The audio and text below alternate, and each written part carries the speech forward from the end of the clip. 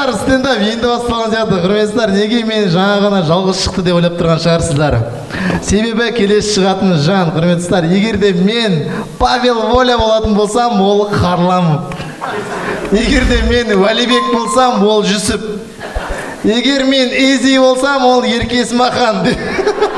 Бұшты қыл жүрсең. Самат, құрмет, қошеметтері!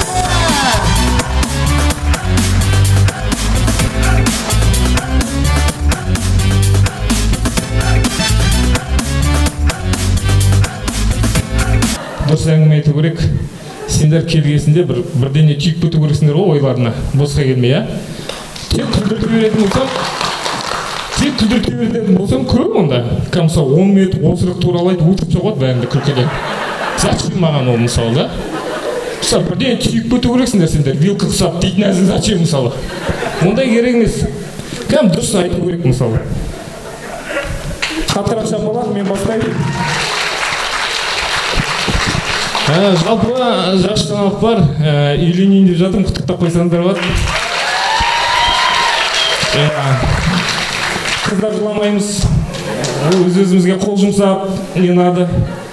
Самооценка сатам 500 теңгеге, керек емес. Шынымен үйленейін деп жатыр, мен байқаймын, Нұрлан Сабуров, басқа комиктар шыққанда кәм әйелдер туралы жестко прикол ұстайды ғой. Мен пока ондай ұстайтын да жоқ. Ерте үйленгеннен кейін 4-5 айдан кейін болмаса, пока бәрі идеально, дым білдіртпей жүр. Шығып тастаймын ғой, айтпақшы, болашақ әйелім залда отыр, шапалақ қойыңыздар. Қарама артқа. Өліп жатыр ғой бүйтіп. Біреудің әйеліне керек саған. Осылай қалай жаңа Қазақстан боламыз, айтшы.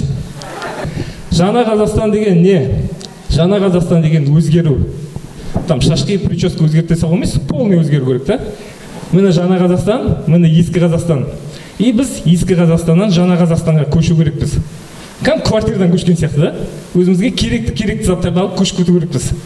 И ойлаймын да, мен ескі Қазақстаннан не алып кетеміз? Давай соны іріктеп алайық бәріміз бірге. Мұқият қараңыздар, елдің тағдыры шешілейін деп отыр осы жерде. Хорошо? Міне. Мысалы, атаның құлағын қасқыр жеп қойды дейтін прикол не керек бізге? Қалсын, да? Сосын, родной мама тулисалыш, Каспийден атып жіберем дейтін сылтау. Уберем. Сразу. ЛГБТ сразу уберем. Кәм, ЛГБТ'ның бәрін жинап, ана Шолоховадағы асфальттың шұңқырына түйіп жіберу керек кәмдіге. Болды, зато ЛГБТ'да жоқ, жолда тегісті. Кәм, темірмен трамбовать етіп, кәмгідей, плотно.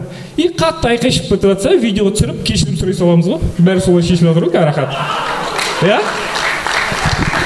И ойлаймын, мысалы, 14 дейтін бала не керек бізге? Аяқа. Қалсын. Либо 14 дейтін баларды алып кетейік, но буферін ұстап кетейік. Жаңа Қазақстанда шулап не керек берекетті алып. Мысалы, капюшоны бар пальто киетін жігіттер не керек бізге? Аяқта. Позорды шашу, Сандаликпен нәски киетін жігіттер не керек бізге, мысалы? Керек емес, сразу зытыр керек. Мына жер қызыл көк болып жанып тұратын AirPods тағатындар не керек бізге? Сразу кетсін анеқа. Мысалы, мақырға Луи Виттон сумкасын сұрайтын қыздар не керек бізге анеқа? Қыз лайық болса жігіт итак алып береді, оны сұрамаса да. Дұрыс па? Насыбай ататын жігіттер не істейміз? Тастап кетеміз ба? Или алып кетейік, оларды алып кетейік, но насыбай тастап кетейік. Қақсып өсін аяқта, тауық қораз деп. Мысалы, кепканы бүйтіп басып киіп, қатайып кеткен, балахон киіп жүретін балдар не керек бізге аяқта? Не істейміз біз оны? Шалбарына палатка тігеміз ба? Қалсын, ательені алып кетейік, жүрсін до конца сол жақта. Болмайды ондайлар. Кәдімгі дені дұрыс заттар алып кету керек та бізге. Мысалы, не алып кету болады? Нағашыларды алып кету керек. Енді вертяк жері бар, әпшу сұрай береді әлгінге дейін. Но ЛГБТ-ні не екенін түсіндірсек, ол қояды.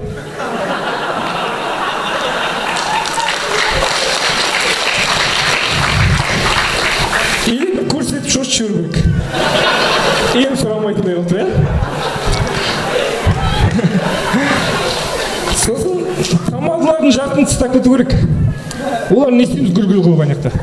Бәрін. Сосын гидпен подписчик жинап алған блогерларды тастап кетейікші, пожалуйста. Надоело. Қалсын, айтайық, ескі Қазақстанға амбассадор боласыңдар дейді, болды, қалады өздері. Керек емес, зачем? И входқа дұрыс біреуді қойып қою керек. Кәдімгідей кіргізбейтін бар ғой, ешкімді адал. Кім қайда? 14-ден кет бар, кет. Сен Қызылкөк AirPods кет бар, кет. Дұрыс біреу тұру керек. Себебі біз аяққа бәрін тастап барадық қой. Парақорлық бәрін тастап барадық қой. Ертең бүйтіп келмеу керек та, біз жайлап кіргізбейміз дегенде кіргізбеу керек қой, короче. Мысалы, ең бастысы бізге негатив тастап кету керек. Байқайсыңдар ма, адамдар соңғы уақытта көп негатив. Бір машинада келатады, алдынан бір іркілдеп жатса, обязательно сигнал басып боқтау керек та ананы. Но 4-5 жыл бұрын ол да сол сияқты чайник болды да. Все, ұмытпау керек. Лучше сигнал бас, красавчик, қобалжыма, молодец, болды. Ресторанға бардым, там тамақтар шашытты. Обязательно айқай шығару керекпіз. Тамақты пісірген повар Күләнда дейтін апа. Оның 4 кредиті, 5 баласы бар. Ол шашқа қарайтын жағдай болып отқан жоқ ана жерде.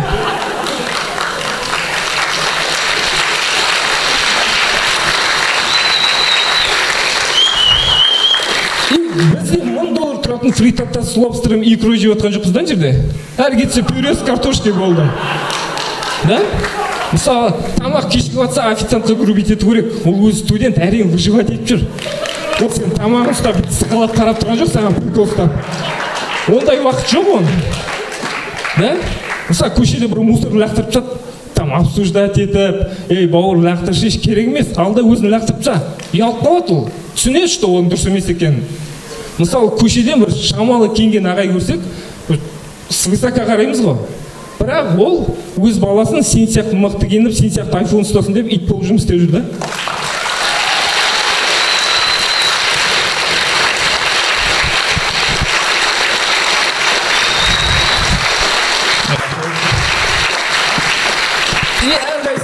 Ішімізде кішкентай таракандарды өлтіріп, осындай өзімізбен кішкентай негативмен күрессек, біз үшін осы жаңа Қазақстан.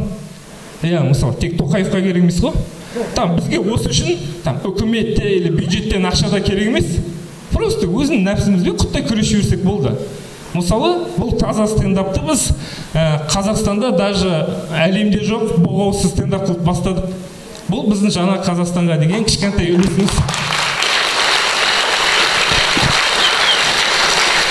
Ең бастысы, жаңа Қазақстанға не апарсақ та, ата-анамыз берген тәрбиемен миымызды ұмытып кетпейік. Всех I love you, рахмет.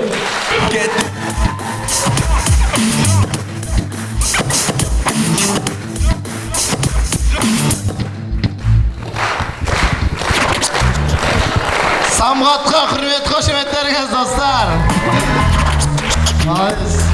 Білесің, не айту керектігін? Жасап жүрдің ба? Өте жасап жүрдің. Оққан-тоққандығын білініп қалды ма? Бастайын білдіртпей дейміз, ол еді қатары білініп қала берді, ой.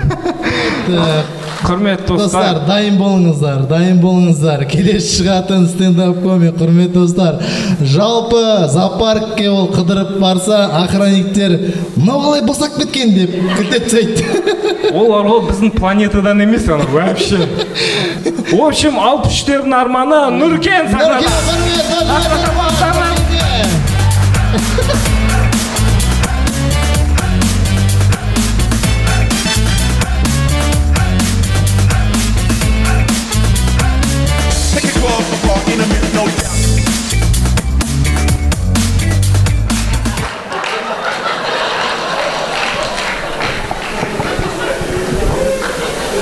Жүзді құлар сияқты болып тұрмын ба?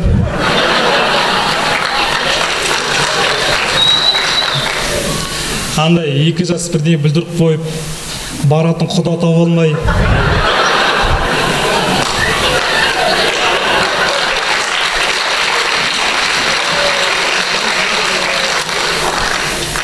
Үйдегі барды кигізіп, зорлап жіберетін жүзді құлар сияқты болып тұрмын ба? Ладно, бастайық. Менің есімім Нұркен. Мен подшубы салатын істей алам. Сын жиі алам. Махаббатқа сенбеймін. Өте байқағышпын. Байқадыңдар ма? Біздің Оралда метро жоқ екен.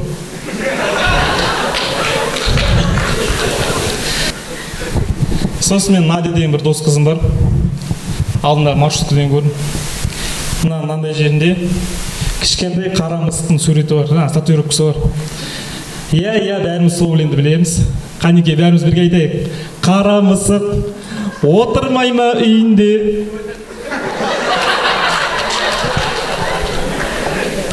Жарайды, боқтамаңдар. Қара мысықтың суреті бар, сосын мен Надяға ұрыстым. Надя, көкем, айналайын, неге саласың? Сен метессің ғой, неге саласың? Метессің ғой, неге саласың? Бұл деген заңға кусачка ғой. Заңға қайшы деген ғой, заңға кусачка ғой. Неге оны саласың вообще? Бірақ сол ұрысып атқанда біздің папаларымызда да бар ғой татуировка. Кезінде әскерде барып салған татуировкалар бар ғой. Мен папам мына жерінде татуировкасы бар. Не деп тұр. Абдуш Нұрлан ғой негізі. Андай инициал ғой, инициал. Андай аббревиатура дейді оны. ЖШС дегендей сияқты. Жауапкершілігі шектеулі серіктестік дегендей сияқты ғой. Дұрыстап көрдіңіз ше?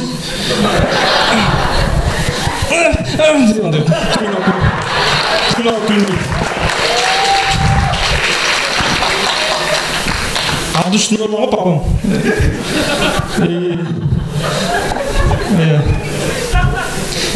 Сосын нағашында да татуировка бар. 1976 жылы негізі. 1970 мына жер сұрақ белгісі тұр. Неге ол? Неге ол сұрақ белгісі? Әскерде андай ойын ойнаған сияқты.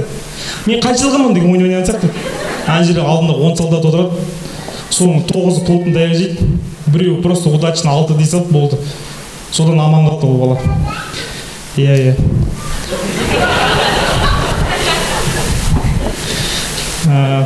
Сосын жаңа Надядан сұрайын ғой, көкем айналайын.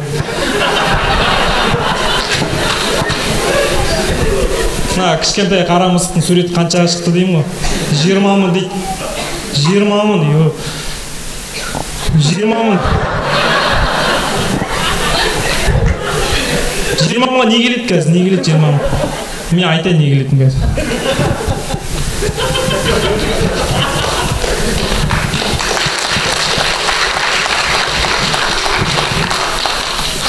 Жиырмаға бір мешок сахар келеді.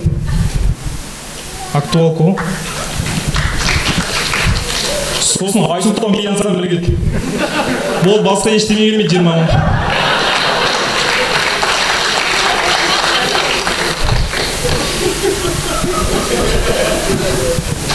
Қиналмай күндір дейді. Танкешком орал.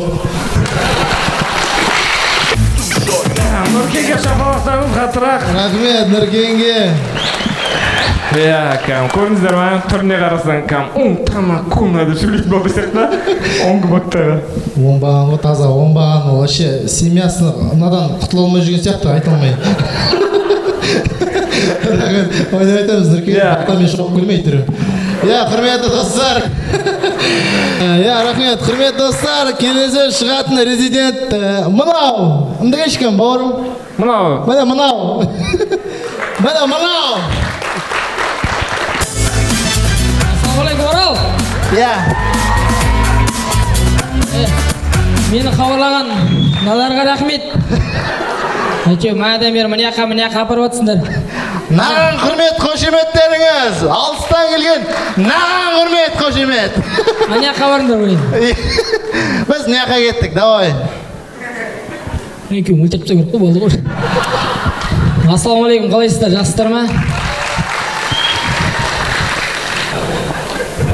Ежайт қудырып келді, в общем.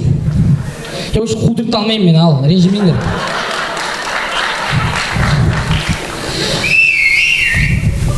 О, папа.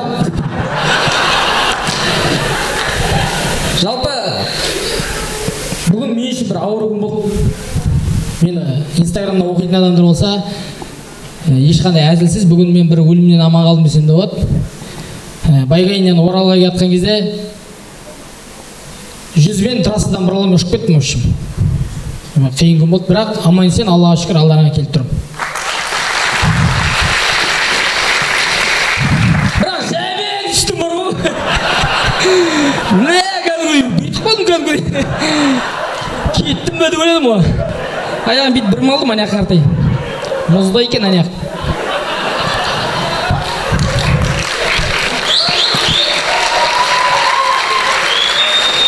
Дайын емес екен, в общем. айтатын сөзімді айта алмай қалдым ғой. Бадан келеді сөз айтып кетті ғой. Үш әріпті. Ояқпен кіргізбейді ғой ана жаққа. Күлеміз ау. Алдарыңда бір тірі өлік тұр десең. Көзім ағарып кетті, сөйтсем айырбақ екен ол.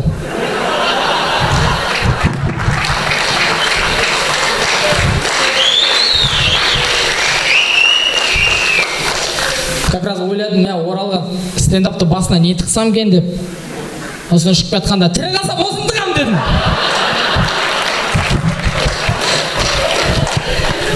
Шамал қобалжып тұрмын мен. Әлі бір аяғым дұрыс тартылып қалып тұр.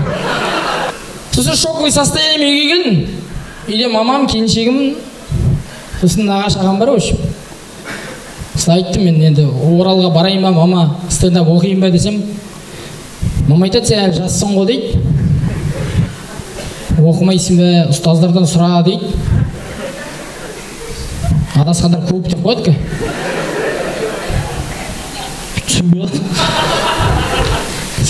Келіншегіме барайды, оқиын ба деп. Оқыңыз, я бір диплом керек қой дейді ма.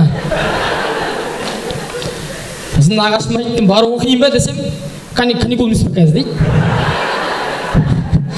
В общем, біздің үйдегілер стендап не екенін білмейді.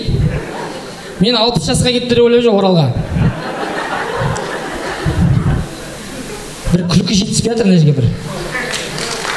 Жоқ, шапалағым бір күлкі. Бір болады ғой андай. Бір 2004 жылғы қыздың күлкісі болады бір. Міне осы. Қалайсың? Көрінбейсің ғой. Күлші тағы.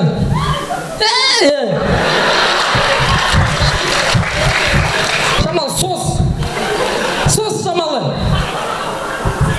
Енді Шамал қал. Міне.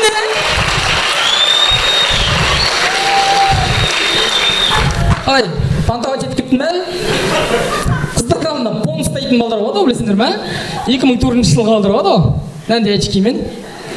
Ағаңмен сөйлесіп сайын надо будет. Қуаныш сен жындысың, не надо дейді. Ар жақтағы балсыздардың осы ма деп қойды. Екеуі 2004. Нағыз фәк дейтін жері бар қазір. Дайындалыңдар. Ша дейсіңдер. Ана қыз билейді ғой анаған. Отағасы дейді ғой.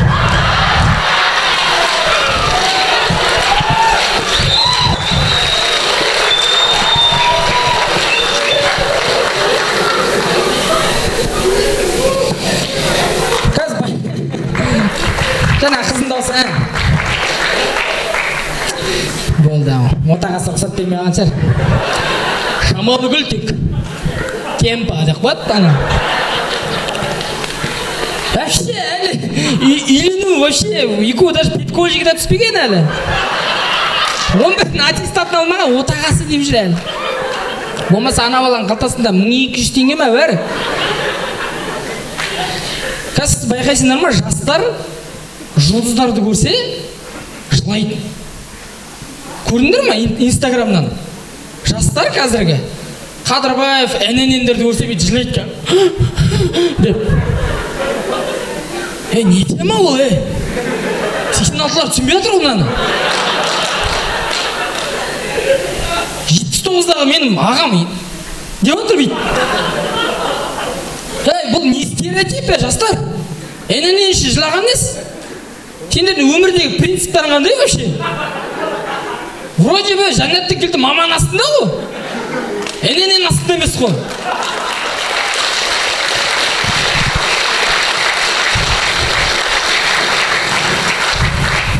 Деп айтсын деді. ННН десең. Менің Бабур деген дос балам бар. Анау енді ерсі. Мен ол үшін көп жерде ұялам. Даже мешітте ұялам ғой ол үшін. Енді ойлаңдаршы, ол қандай адам да тау. Телефон, контакт сохранить ету өлмейді ғой, қарапайым. Мысалы, жұмаға баратын адам ол үшін имам. Оны 5 уақыт оқымаса да, жұмаға барам имам болды. Оны пивший шығар, может, четверг күні. Балтика 9 деген футболка болды сол дос балам. Не міне? Ля мен соны арасын суытта.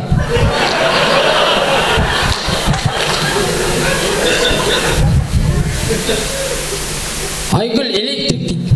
Саматтес Айгүл электрик. Палева ол. Мені ақыреттік бауырым деп жазып қойған. Өзі клубта охранник. Мен сбор жасайым жаңағы. Екеуміз вообще келмейміз негізі бірімізге. Ақыреттік бауырым дейді. Мен айтам, хотя бы друг вокруг тушекташ. Сосын айтшы мен ақыреттік бауырым деп. Сен сөйтесің деп насой салады аузына.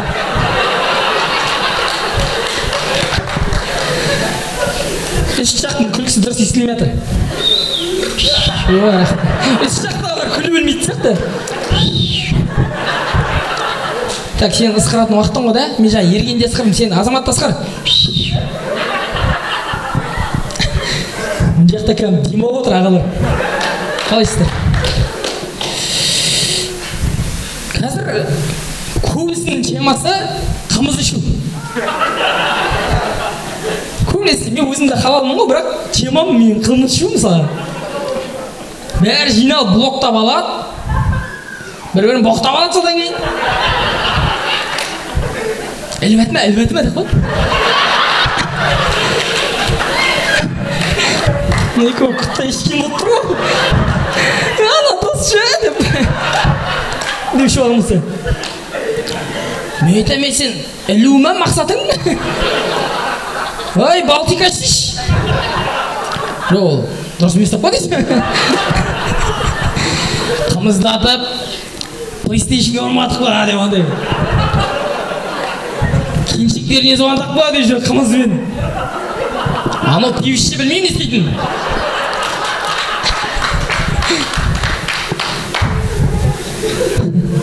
Звондаған сақтысыздар ғой деп. Жосқы мен ғой десе.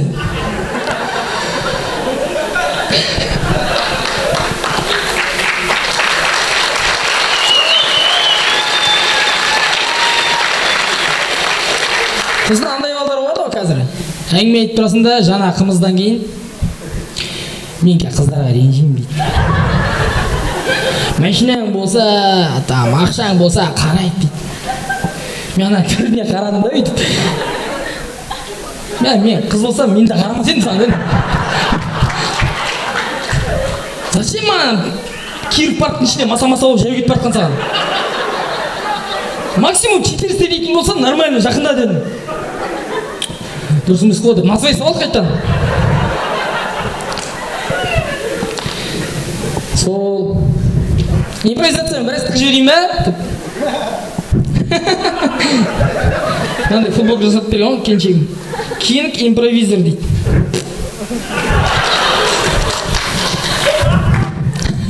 Бірінші баланы импровизациямен тұтып жүргізді.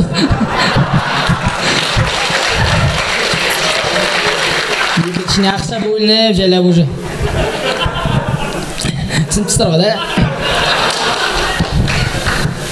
Тоқал алғысы келетіндер бар ма араларында? Шапалақтап қойыңыздаршы. Қыздар, шамалы әрі. Төрт жігіт шапалақтады ғой.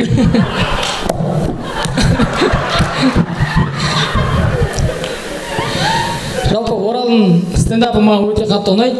Мен үнемі осындай бір жаңағы менің өмірімдегі кішкентай бөліктен кейін келіп алдарыңызда стендап оқығанда қатты толқыдым. Күлдіре алмай қалам ба деп. Өйткені мен миым әлі жаңа неде кетіп баратыр. Трамплинде кетіп баратын. Бірақ ішім бүйтіп көтерілді ғой бірақ. Қасында Азамат деген бала бар. Машинаны түстіре бүйтеді. Аккумуляторда ақша дейді ма?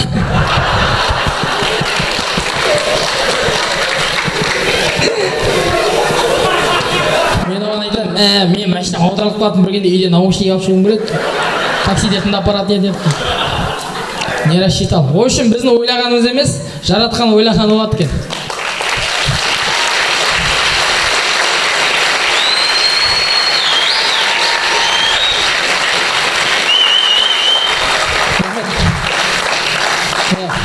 Соңғы кездері өзім де көп не істеп кетіп едім, ерсіленіп кеттім көп.